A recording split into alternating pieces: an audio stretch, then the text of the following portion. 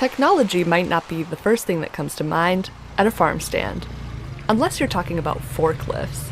Operating this forklift is the farmer himself, John Samaha. He started Samaha's Farm and Country Market in 1963. Yeah, I'm almost 75. After 5 decades of selling produce, it was hard for him to believe it would ever come to this. Hello, welcome to Samaha's. What can we get for you today? 4 bananas. 4 bananas? Online ordering, 3 red peppers. and a drive-through lane. Perfect. Of course, things can change fast during a global crisis. Would you like your receipt? We can pull up your order, we can add things on just with a couple touches.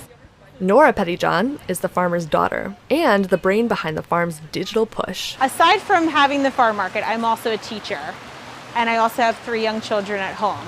So I was homeschooling my 3 kids or assisting them with their virtual learning. I was teaching my 5th graders from that same room and thinking, what are we going to do? She created its first ever website with online shopping powered by Square. And it also provided that contactless payment system that so many people in the community really wanted. You can just tap it up right on top. Consumer spending habits and preferences are definitely one of the reasons motivating businesses like Samaha's Farm to introduce cashless options.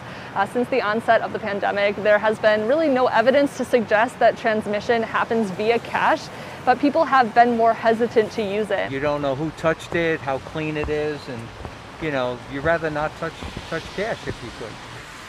Samaha's Farm isn't the only business rethinking transactions. COVID-19 is pushing businesses worldwide toward cashless and cash-light models. What are some of the reasons behind sort of this motivation and movement toward going cash-free, obviously, with the context that we are in the midst of a global pandemic? It's kind of a perception issue and also a consumer habit issue about handing cash back and forth that I think has pushed businesses to really kind of wholeheartedly adopt alternative payment methods outside of cash. Back in early March, only about 8% of American businesses using Square conducted 95% or more transactions without cash. By mid-April, that number had jumped to 31%. And this isn't just a US phenomenon. A lot of these businesses have now built out the infrastructure to accept alternative forms of payment, and a lot of consumers have just now gotten in the habit of paying without cash. And so I think those effects are going to stick around, long after the coronavirus crisis. Samaha's Farm reopened to walk-in customers at the end of June, but many customers are choosing to shop from their cars. At first I was a little hesitant, but now I don't even want to do the other anymore. This is so much easier and quicker.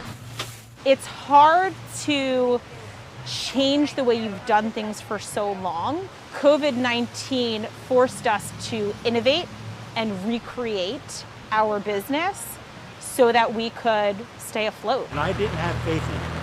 I tried to talk her out of it, actually, but I was wrong. And Nora was right.